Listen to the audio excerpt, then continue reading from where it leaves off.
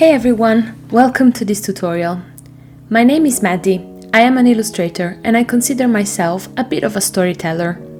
Today we're going to talk about character design. This is Jocasta, Jo for short. She is a moody girl with psychic powers and a bit of a temper. She can talk to ghosts and cast spells, but she'd rather be just a normal teenager. To design this character, I was inspired by some of my favorite anime featuring magical girls, like Sailor Moon. First, let's start with a sketch. Understanding the setting of the world in which your character lives, as well as their personality, are two very important steps in character design. Who is your character? What are their goals and their conflicts? In this case, Jocasta is a human girl. She lives on Earth, and thanks to her abilities, she can tap into the hidden world of spirits. She helps others by fighting evil ghosts, but no one really knows she is there to protect them. For that reason, she feels lonely most of the time, and she finds it hard to make new friends. She might look sweet and innocent, but she is fierce, and even a bit too aggressive at times. The only creature that never leaves her side is a dummy ghost that she carries around in her bag. So, based on all of that, I've decided on my character's pose, her facial expression, her clothes and accessories. Make sure that your stylistic decisions fully reflect who your character is. You can also exaggerate certain features to highlight your character's nature. Shapes in themselves have their own language. Like rounder shapes denote softness and approachability, while angular shapes can mean danger. You can create your sketch with any drawing app, or even in your notebook and then take a picture of the page. Once you have your sketch, you can import it into vectornator very easily and use it as a guide for your vector illustration. My first step is to create a new layer, where I lock the sketch in place. I set the opacity to 20% and I leave it at the top. That will help me see the sketch while I create the vector shapes. I also have my color palette ready, but it might actually change while I'm creating my piece, so be flexible with your creative process and let it flow. I start by mapping out the bigger areas of my illustration with the pencil tool. Because it behaves like a freehand tool, this part of the process is fairly easy. I am setting the smoothness to about 90% to ensure that my lines are nice and smooth. This is when I outline her arms, legs and head, so I'll go ahead and finish all my big sections.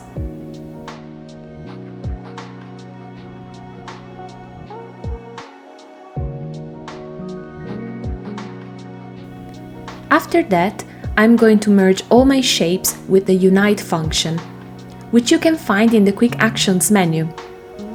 Once I'm finished with the main silhouette, I go back and check that all my lines are clean and smooth.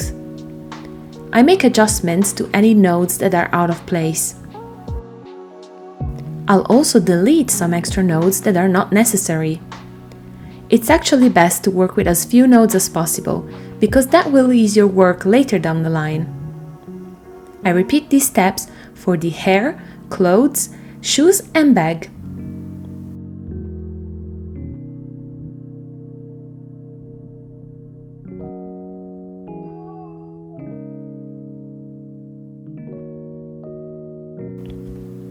Jocasta's spirit friend has a more regular shape, so I like to use the pen tool to ensure more control over the curve of the lines.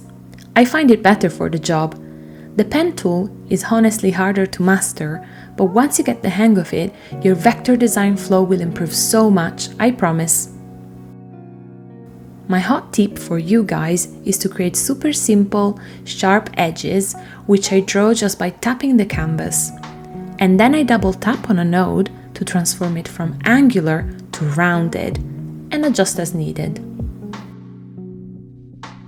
Okay, it's really starting to come to life.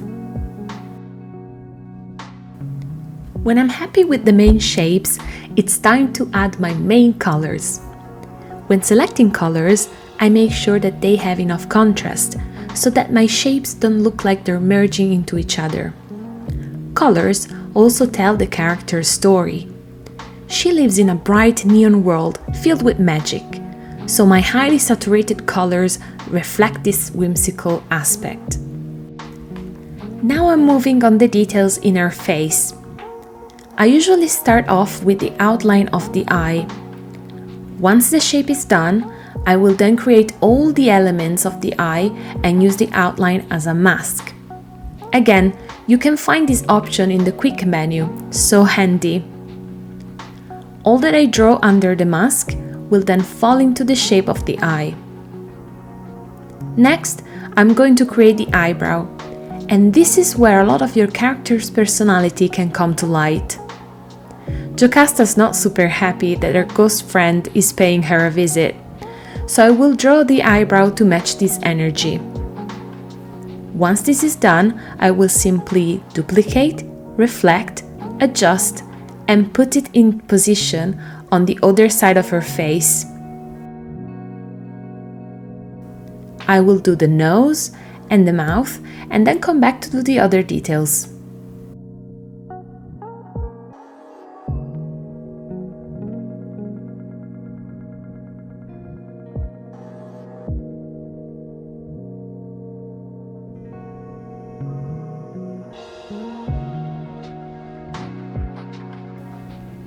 Let's move on to our friendly ghost here. This is one of the good spirits that visit Joe quite regularly, and I want to make his face look cute and approachable. This is also why his body is so round. Apart from that, I'm going to give her clothes and shoes a bit more character with some line work. At this stage, I add a bit of line art where the edges are not clear using the brush tool. I will also adjust with the pen tool where needed. Last thing I'm going to do is to work on her accessories. I'm using simple shapes and jewel tones for her earrings, necklace, and beads bracelet.